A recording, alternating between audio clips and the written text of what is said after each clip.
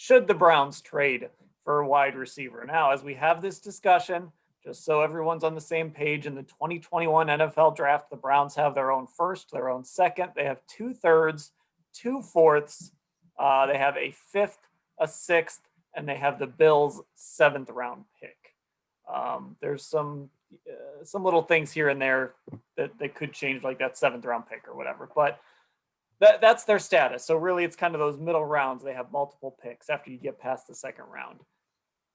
Would you trade for a wide receiver? No. I'm kind of with you, Doug. I'm with you on that. Mary Kay? Well, you know what? I've been thinking about this a lot today as I'm trying to just sort of process all of this. And as you guys know, I wrote a story last week saying that David Njoku would actually welcome a trade. So I was thinking about this today. They don't have any plans to trade David Njoku. They don't. And now with Odell out, that even seems less likely. However, if something out there makes sense where you could find a receiver and that team needs a tight end and it makes sense that way, I might consider doing that, because you do have Austin Hooper coming back from injury. You still have Harrison Bryant, who's doing a great job, and you have Stephen Carlson. So I think you can get the tight end position accomplished, and you might be able to add to the receiver pile, or even pick up a defender. So I would still consider doing something like that. I just don't know where receiver in general ranks on their list of most important positions. And it feels like tight end is more important to them than receiver. Yes, Hooper's coming back, but I don't know, man. Appendectomies is taking out a part of your body. That would make me a little. And I didn't watch a ton of Stephen Carlson yesterday, but there definitely was a moment where like a dude missed a block, and I was like, hey, who missed that block? And it was Stephen Carlson. So I don't want him to be an answer to anything. So the Hooper thing makes everybody obviously more initially reluctant to do anything with Njoku. I don't know how that's going to work out. I wouldn't want to take away from there to add to receiver. I saw somebody on Twitter was throwing out like, hey, trade like David Njoku for that Ross guy in Cincinnati who stinks. John so it's Ross, like, hey, it's trade for a guy who stinks. Great. That'll fix it for the Browns. I don't know what's that road. But it doesn't feel like Baker. Mary Kay, you've made great points about the connection, how a quarterback works with the receivers. Some random receiver who like stunk somewhere else or was good somewhere else now is going to come here in the middle of the year and want the ball. Give Baker Jarvis, lots of Rashard Higgins.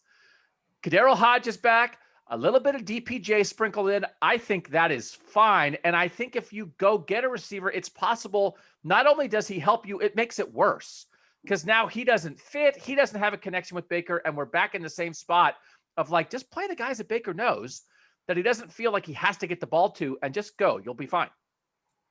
I feel like it's a part of knowing who you are. And we're going to get into this a little later in the pod, kind of where the Browns are and who they are. And, look, Baltimore goes out and they trade for Yannick Ngakoue. Baltimore wants to win a Super Bowl.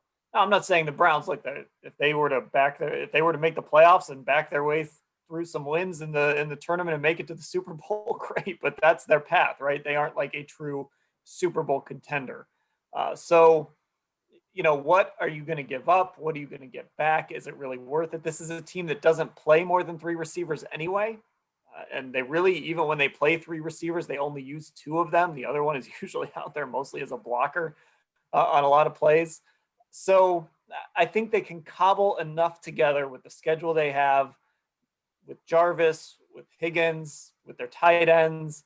I think Kevin Stefanski and his offensive staff can cobble enough together to accomplish what you want to accomplish this year without going out and maybe giving up some of your assets to bring in a receiver. Because, look, you might use one of those assets on a receiver in the draft, but you also need a bunch of those because, as we saw yesterday, this defense still needs a lot of help. But even if they were a Super Bowl contender, I wouldn't want to trade for a receiver for all the things I said. I don't think go win right now. I get it. But I just don't, what's that move? What's the get over the top move that fits the offense and fits the quarterback and fits Kevin Stefanski at receiver? I don't think it's there. There might be a get over the top move on defense, though. That feels much more possible to me. But I also agree. Yeah, I do think this cracks. There's a lot of things happening here that crack the door on a highly drafted receiver next spring for the Browns. Yeah. And as you guys have mentioned, I mean, think about this. the caliber of receiver that Odell Beckham Jr. is, he had 23 receptions this season. So it's not like, you've taken somebody out of the lineup that already had 7 TDs and 37 catches. Okay. It just wasn't happening like that. So I think that's where the notion comes in that they're going to be okay. And they are going to be okay without Odell from a game by game production standpoint. There were several games where he had 2 catches, so I do think you're right. The way that things have been going with this offense, they're relying on the tight ends. They're relying on the running game.